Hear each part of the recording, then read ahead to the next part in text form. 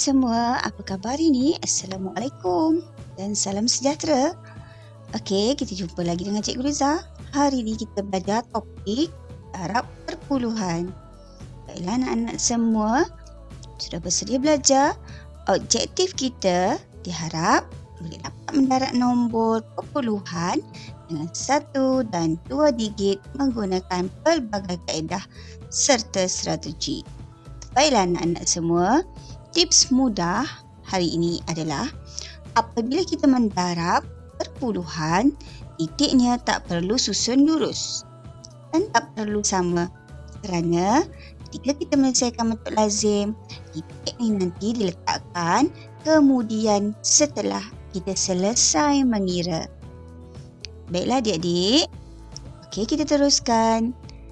Jenis soalan yang pertama, nombor 2 digit didarab 1 digit.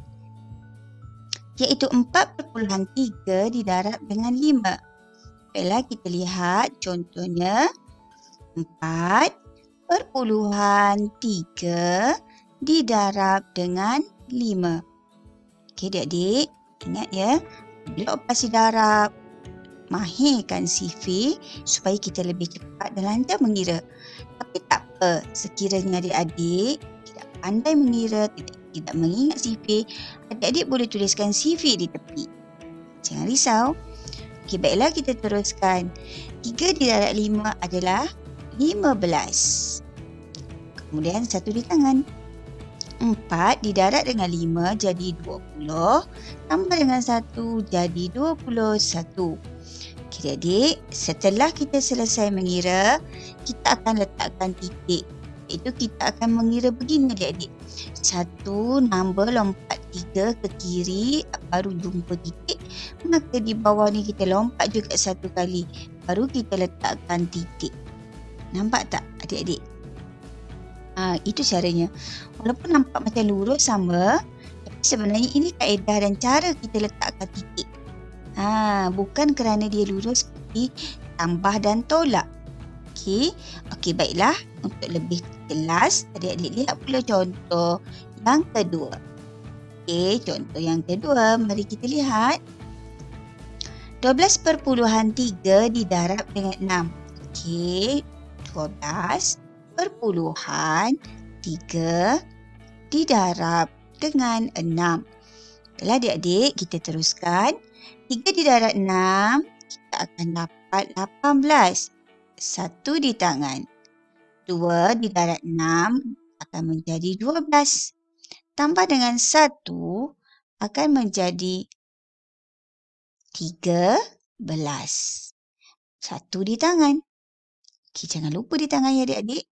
Kemudian 1 kita akan darabkan dengan 6. Tambah pula dengan 1 akan jadi 7. Dah selesai mengira, barulah kita lihat di mana perlu kita letakkan titik. Okey, kita kira begini, 1 nombor titik. Maka dari ujung ni 1 nombor titik. Begitu adik-adik. Nampak tak? Kita kira letakkan titik dia kemudian. Adik-adik perlu ingat ni, walaupun nampak macam sama je lurus, tapi sebenarnya kaedahnya begitu. Baiklah, jenis yang ketiga, cuba adik-adik perhatikan. 5.4 didarab dengan 1.3. Okey, adik-adik perhatikan betul-betul. 5.4, okey adik-adik, didarab dengan 1.3. Adik-adik, tadi tak ada jumpa titik di bawah. Sekarang soalan pada soalan atas dan titik di bawah pun, nombor di bawah pun ada titik perpuluhan. Yang ini kita perlu teliti. Okey adik-adik, lihat ya kenapa Cikgu Riza kata kita tak perlu susun lurus. Okey, 4.3, 5.4 didarab dengan 3, 4 didarab 3, 12. 1 di atas. 5 didarab dengan 3, 15. Tambah 1 jadi 16. Siapa yang tak mahir lagi sifir dan mendarab, ingat ya, 4 didarab 3, kemudian 5 didarab 3. Okey, 15 tambah 1 jadi 16. Bila selesai darab nombor di atas dengan 3, maka nombor di atas kedua-dua ni perlu didarab dengan 1 pula. Okey, 4 darab 1, 4. Turun bawah. 5 darab 1, 5. Dah selesai. Kemudian kita tambahkan. Okey, 2 turun bawah. 6 tambah 4, 10. Naik 1 di atas. 1 tambah 5, 6 tambah 1, 7. Maka jawapan titik jangan lupa adik-adik. Di mana kita nak letakkan titik tu? Ini yang perlu adik-adik lihat. Cikgu Liza nak tunjukkan dekat mana letakkan titik tu. Okey, titik tu kita akan kira begini adik-adik. Cikgu Liza nampakkan. Okey, adik-adik kena perhatikan. 1,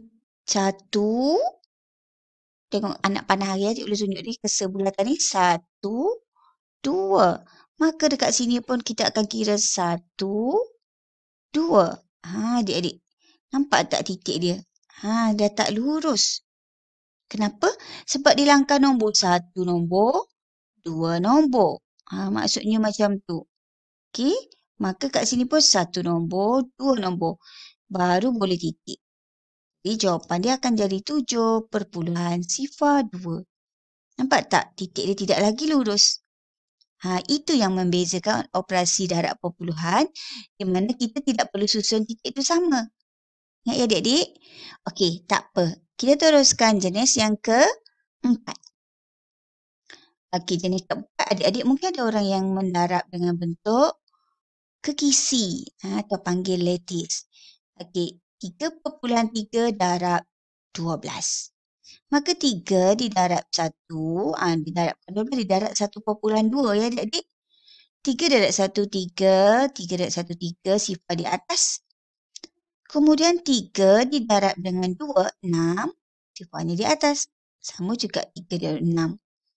Kita akan tambahkan turun bawah 6. 3 tambah 6, 9. 3 turun bawah, sifar ke atas. Betul tak? Kita tambahkan ke sini dia sengit dia adik-adik tambah macam tu.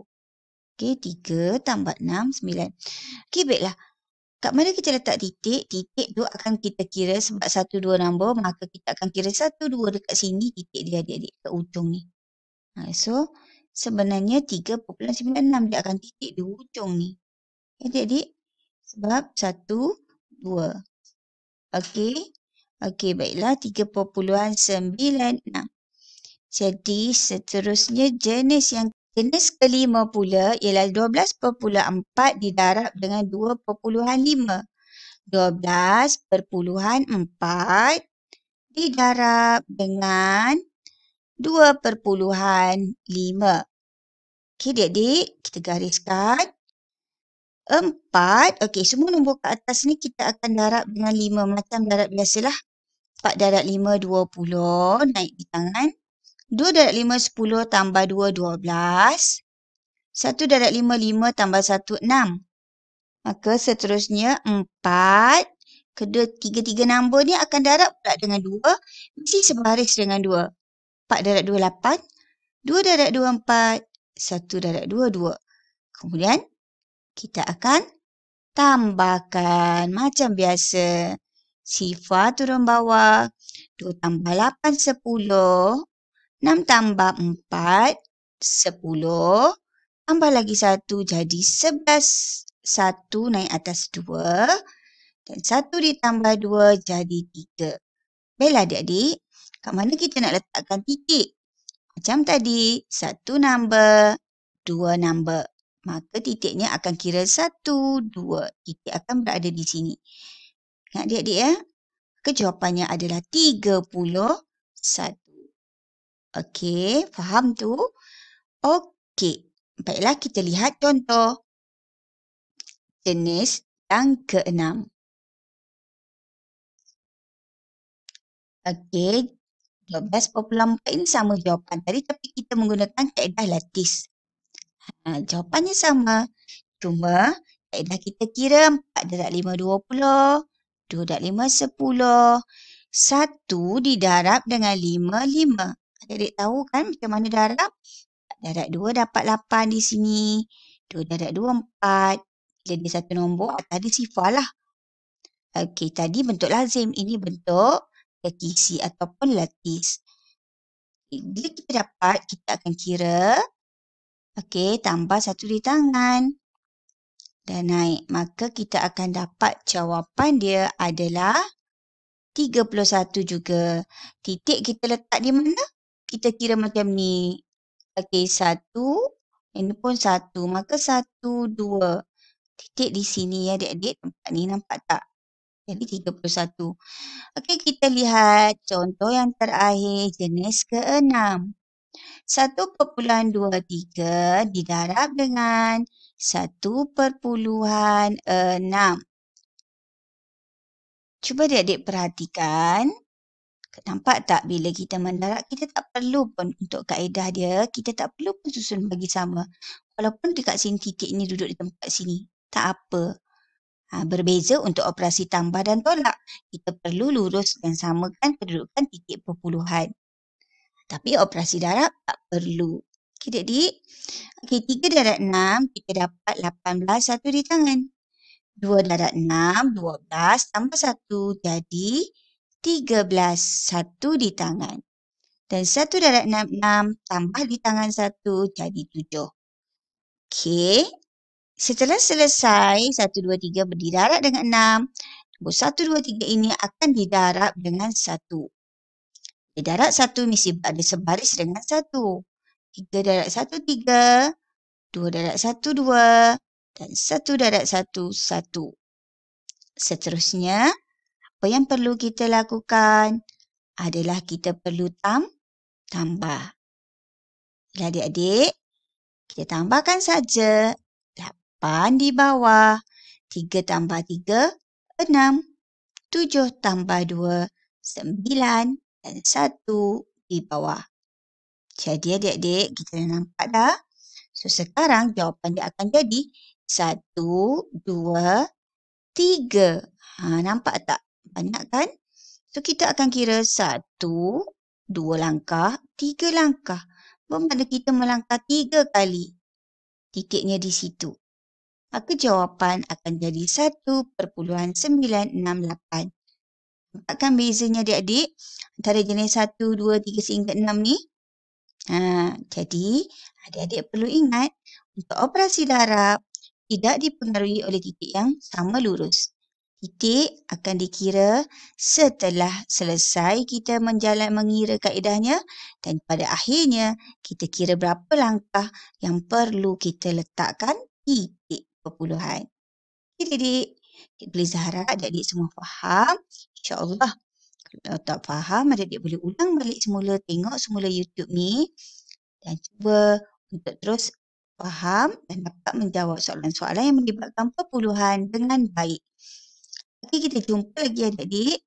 InsyaAllah kita jumpa lagi di masa akan datang. Terima kasih semua. Assalamualaikum. Bye.